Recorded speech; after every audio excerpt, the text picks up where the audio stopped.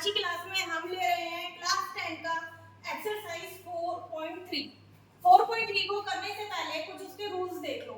4.3 में आपको एक क्वाड्रेटिक इक्वेशन गिवन है और क्वेश्चन बोला हुआ है कि आपको इसके रूट फाइंड करने हैं अगर वो एग्जिस्ट करते हैं तो इसको एग्जिस्ट करते हैं या नहीं करते हैं, इसको निकालने के लिए हमारे पास तीन कंडीशन है। तीनों कंडीशन को देखते हैं। पहले आप देखोगे b² - 4ac अगर ग्रेटर देन है 0 तो आप बोलोगे दो डिस्टिंक्ट रूल होंगे, मतलब जो आपके रूट्स के आंसर आएंगे ना वो दोनों डिफरेंट होंगे।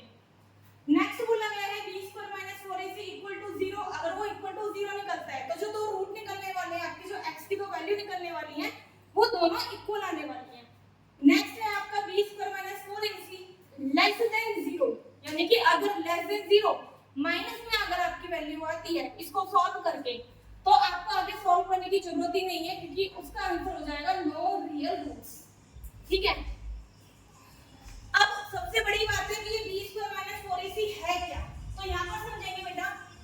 जब आप रूट फाइंड करते हो ना, अभी मैं आपको आगे बताने वाली हूं, जब आप रूट फाइंड करते हो दो तरीके हैं क्वाड्रेटिक इक्वेशन से रूट फाइंड करने के।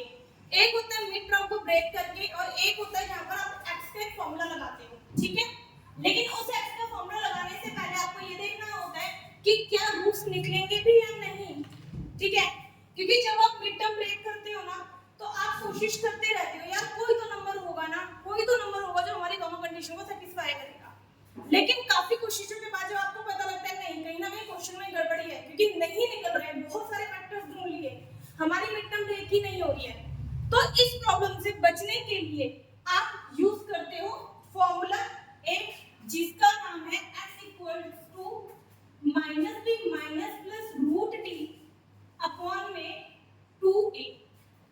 इस वाले फॉर्मूले को यूज करके आप ये फाइंड कर सकते हो डायरेक्टली आपके जो मिड टर्म को तोड़कर जो x की वैल्यू फाइंड होती थी वो विदाउट मिड टर्म ब्रेक करे कैसे निकलेगी। ठीक है, अभी ज्यादा कंफ्यूज मत हो इसको लेके। सबसे पहले देखते हैं ये d, तो जो ये मैंने यहाँ पर लिखा है ना ये एक्चुअल में d का ही फॉर्मूला होता है। ठीक है, तो पहले d निकालने के लिए फॉर्मूला होगा हमारा b² - 4ac। अब यहाँ पर b क्या है, जो x² के साथ का कोफिशिएंट है ये आपका a है, जो x के साथ का कोफिशिएंट है ये आपका b है, जो विदाउट x है ना ये आपका c है। क्लियर है, तो चलिए रखते हैं यहाँ पर सीधा सीधा b² यानी कि -3 की स्क्वायर -4। अब a की वैल्यू है 2 और c की वैल्यू है 5। जरा सॉल्व कीजिए, 3 3 9 माइनस माइनस प्लस मल्टीप्लाई कीजिए इनको, 5 2 10 10 4 14। जब आपने इसको माइनस किया तो आपका आएगा आंसर माइनस में। तो अब देखिए जो d है, जो b² - 4ac है, ये कौन सी वाली कंडीशन में है, नीचे देखिए b² - 4ac अगर छोटा है 0 से, मींस अगर आंसर आपका माइनस आ रहा है तो आप सिंपल लिख दोगे नो रियल रूट्स और आगे इसको सॉल्व करने की भी फिर जरूरत नहीं होती, तो आप सिंपल लिख दोगे नो रियल रूट्स। क्लियर हो गया मेरा क्वेश्चन। अब चलिए देखते हैं अपना नेक्स्ट क्वेश्चन। तो क्वेश्चन की जो आपको शुरुआत करनी है ना वो कुछ ऐसे करनी है, आपको सीधा लिखना है d = b² - 4ac। क्लियर, और सीधा वैल्यू पुट कर दीजिए। अगेन मैं आपको बता देती हूँ b हमारा होता है जो x² के a हमारा होता है जो x² का कोफिशिएंट होता है, b हमारा होता है जो x का कोफिशिएंट होता है, जो विदाउट x लिखा हुआ है ये हमारा c होता है। क्लियर, तो देखिए b² इसका मतलब हुआ -4√3 और उस पूरे की स्क्वायर। 4 आया यहाँ से फॉर्मूले से, मल्टीप्लाई a की वैल्यू है 3, c की वैल्यू है 4। सॉल्व करिए इसको, जरा मैं देखो साइड में सॉल्व करके दिखाती हूँ। -4√3 की पावर 2 का मतलब हो गया -4√3 को 2 टाइम मल्टीप्लाई करना है, 4 को 4 से मल्टीप्लाई कीजिए, 4 4 16 माइनस माइनस प्लस √3 को जब √3 से आप मल्टीप्लाई करेंगे तो सिंपल 3 हो जाएगा। ठीक है, और इनको मल्टीप्लाई करके आ जाएगा 48, तो यहाँ तो आ गया आपका 48। चलिए अब इनको मल्टीप्लाई कीजिए, इनको भी मल्टीप्लाई करके आपका आ रहा है 48, तो इसका मतलब आंसर आ गया 0। तो देखिए d आपका 0 अगर होगा तो क्या होगा, d अगर हमारा 0 है तो आप बोलोगे टू इक्वल रूट्स। ठीक है, अब मैं आपको करके दिखाऊंगी विदाउट मिड टर्म को ब्रेक करके x की वैल्यू को फाइंड करना। अब x वाला फॉर्मूला लिखिए जो मैंने अभी आपको फर्स्ट क्वेश्चन में लिखवाया था, यही है ना। आगे देखते हैं। अब देखो माइनस b, एक माइनस b वाला आया, एक माइनस ये वाला आया, तो आप इसको ना अभी ऐसे लिख दीजिए ताकि कंफ्यूजन ना हो। देन प्लस माइनस d की वैल्यू आप निकाल चुके हो, यहाँ पर 0 रख दीजिए सीधा। 2 into a की वैल्यू है 3। क्लियर है ना। आगे देखिए, माइनस माइनस प्लस हो जाएगा यानी कि 4√3 बचेगा। 0 को जब आप रूट ओपन करेंगे तो आंसर 0 ही आएगा। ठीक है, इनको मल्टीप्लाई कर दीजिए 6। अब इसमें आप 0 को प्लस करो या माइनस करो कोई मैटर ही नहीं है ना, तो छोड़ देते हैं। ठीक है, यानी कि आप ये कह सकते हो कि आप प्लस करोगे तो भी यही आंसर आने वाला है। जब 4√3 में 0 को प्लस करोगे तब भी यही आएगा, और 4√3 में 0 को माइनस करोगे तब भी यही आंसर आएगा। ठीक है, अब इन्हें कट कर लीजिए। 2 2 4, 2 3 6, 2 2 4, 2 3 6, 2√3/3 और 2√3/3। तो देखो जो वैल्यू आपने लास्ट में निकाली, x की जो इक्वल वैल्यू आपको लास्ट में पता चली है ना, एक्चुअली देखा जाए ना तो ये आप यहीं पर इमेजिनेशन कर चुके थे। इससे आपको पता चल चुका था कि जो दो x की वैल्यू आने वाली है ना वो दोनों सेम आने वाली है। क्लियर। चलिए अब देखते हैं क्वेश्चन 1 का थर्ड पार्ट। थर्ड पार्ट में भी सेम, सबसे पहले आप स्टार्ट करोगे अपने फॉर्मूले से, डी के फॉर्मूले से। ठीक है, ये हमारा a हो गया, ये हमारा b हो गया और ये हमारा c हो गया। चलिए वैल्यू फटाफट से पुट करते हैं। b की वैल्यू है हमारी -6, माइनस को मत छोड़ देना। a की वैल्यू है 2, c की वैल्यू है 3। चलिए मल्टीप्लाई कीजिए, 6 को 6 से मल्टीप्लाई करेंगे 36, इन तीनों को मल्टीप्लाई कीजिए 24। ठीक है, अब इनको माइनस कर दीजिए तो 12। क्लियर। तो आप बताइए सिचुएशन कौन सी बन रही है। अब हमारा d ग्रेटर देन है 0 से, यानी कि दोनों रूट जो निकलने वाले हैं ना उनकी वैल्यू डिफरेंट होने वाली है, ये आपको अभी से पता चल चुका है। ठीक है, चलिए वैल्यू रखते हैं। x का फॉर्मूला होता है -b माइनस प्लस √d/2a। ठीक है, अब -b यानी कि -1 यहां से आया और एक -6 था। b की वैल्यू है हमारी 12, 2 into a की वैल्यू 2। क्लियर है इतना। इनको सॉल्व कर ले पहले, माइनस माइनस हो गया प्लस और 2 2 4। ठीक है, अब देखिए क्या 12 के फैक्टर ओपन हो सकते हैं, क्या 12 का रूट ओपन हो सकता है, जरा फैक्टर करके देखिए। 2 6 12, 2 3 6, 3 1 3। नहीं, पेयर नहीं बनता।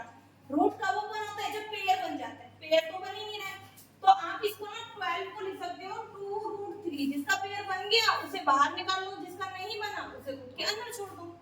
ठीक है, तो 6 प्लस माइनस 2√3 और अपॉन में है 4। क्लियर हो गया। अब आप अगर सॉल्यूशन से टेंशन होती है ना तो आप इसको ना यहीं पर अलग कर देना, देखो थोड़ा इजी हो जाएगा। एक बार मैंने माइनस ले लिया और एक बार मैंने प्लस ले लिया। क्यों ले लिया, क्योंकि इसका मतलब ही ये है कि 6 प्लस 2√3 और 6 माइनस 2√3। ठीक है, अब देखो यहाँ से 2 कॉमन आ रहा है आपका, तो 2 को कॉमन लेंगे, 2 3 6, √3 बचा और डिवाइडेड बाय 2। सेम यहाँ पर भी आएगा, 2 3 6 और √3 और डिवाइडेड बाय 2। अब 2 से 2 कट हो गया, यहाँ पर भी 2 से 2 कट हो गया। ठीक है, तो आपकी जो वैल्यू आई है वो आई है 3 प्लस √3 3 माइनस √3।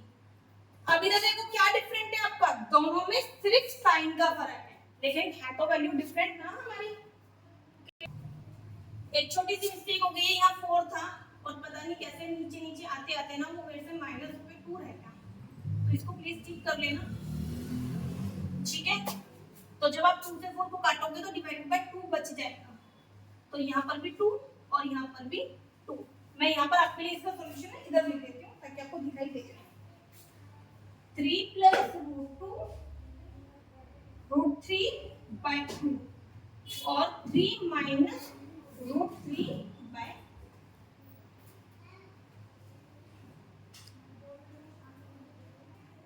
चलिए अब देखते हैं इसका क्वेश्चन नंबर सेकंड।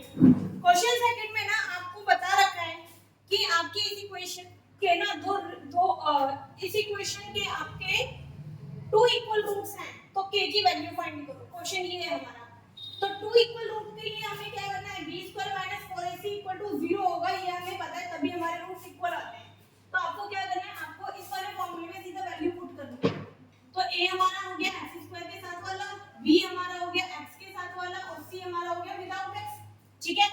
तो b² यानी कि k की स्क्वायर -4ac और इक्वल टू होगा 0 ना। चलिए सॉल्व करते हैं इसको, c की वैल्यू 3, ठीक है। चलिए मल्टीप्लाई करेंगे, 4 × 2 = 8 और 8 × 3 = 24। क्लियर हो गया। k स्क्वायर को ऐसे ही छोड़ो, 24 उधर जाके प्लस हो जाएगा। अब ये 2 है ना, स्क्वायर जब इक्वल के इधर जाएगा तो वो रूट बन जाएगा। अब 24 के रूट खोलेंगे, फैक्टर कर लीजिए, 2 × 1 = 2, 2 × 2 = 4, 2 × 6 = 12, 2 × 3 = 6, 3 × 1 = 3। देखिए ये तो हमारा पेयर बन चुका है, तो जो पेयर बन गया उसे बाहर लिख लीजिए, जो पेयर नहीं बना इन्हें मल्टीप्लाई करके अंदर लिख दीजिए, 3 × 2 = 6। तो जो k की वैल्यू आई है वो क्या है, जब रूट खोलते हैं तो प्लस माइनस दो वैल्यू होती है, +-2√6। चलिए क्वेश्चन सेकंड का जो सेकंड पार्ट है, इसमें ना एक चीज देखने से आपको ये पता लग जाना चाहिए कि अगर हम इसमें भी ये वाला फॉर्मूला पुट करें, लेकिन ये वाला फॉर्मूला हमेशा पुट होता है क्वाड्रेटिक इक्वेशन में। क्या ये क्वाड्रेटिक इक्वेशन है, ये तो क्वाड्रेटिक इक्वेशन है नहीं, तो फिर क्या होगा, क्या ये फॉर्मूला नहीं लगेगा, नहीं लगेगा तो ये वाला फॉर्मूला। लेकिन आपको अपने क्वेश्चन को थोड़ा मॉडिफाई करके उसे क्वाड्रेटिक इक्वेशन में चेंज करना है। तो देखिए जब kx को आप x से मल्टीप्लाई करेंगे तो क्या आ जाएगा, kx², और फिर जब kx को आप 2 से मल्टीप्लाई करेंगे तो आ जाएगा 2kx और +6 = 0। आप देखो हो गई ना क्वाड्रेटिक इक्वेशन। तो यहाँ पे a की वैल्यू पता है क्या है, a की वैल्यू है k, b की वैल्यू है -2k और c की वैल्यू है आपकी 6। बस अब वैल्यू पुट कर दीजिए, b² बोला यानी कि -2k की स्क्वायर, 4 × a की वैल्यू है k और c की वैल्यू है 6 = 0। 2 × 2 = 4, k² 4, 6 4 = 24 k, ठीक है। अब देखो यहाँ से k कॉमन आ रहा है, 4k कॉमन आ रहा है, तो 4k कॉमन ले लीजिए, तो बचेगा k - 4 6, ठीक है 24। k तो कॉमन आ ही गया, तो यहाँ तो कुछ बचेगा ही नहीं। अब आपके पास ना देखो ध्यान से, दो डायरेक्टली इनडायरेक्टली तो फैक्टर आ चुके हैं, तो बस पहले आपको k - 6 को = 0 रखना है और एक बार आपको 4k = 0 रख देना है। 6 उधर जाएगा आपका, प्लस का 6 हो जाएगा, 0/4 0 ही होता है, ठीक है। तो इस तरीके से k की वैल्यू आप चाहो तो सिर्फ 6 भी कह सकते हो, क्योंकि इसको ऐसे भी बोला जा सकता है कि जब ये पूरा फैक्टर गया डिवाइड में तो वो 0 हो जाएगा, तो यहाँ से आपकी k की वैल्यू 6 आएगी। लेकिन जब आप दोनों फैक्टर को इक्वल टू के 0 रखोगे तो वहां से k की वैल्यू आपकी 0 भी आ जाएगी। तो अगर आज की क्लास में आपको सारे क्वेश्चन समझ में आए हो तो मेरी वीडियो को लाइक जरूर करना। Thank you.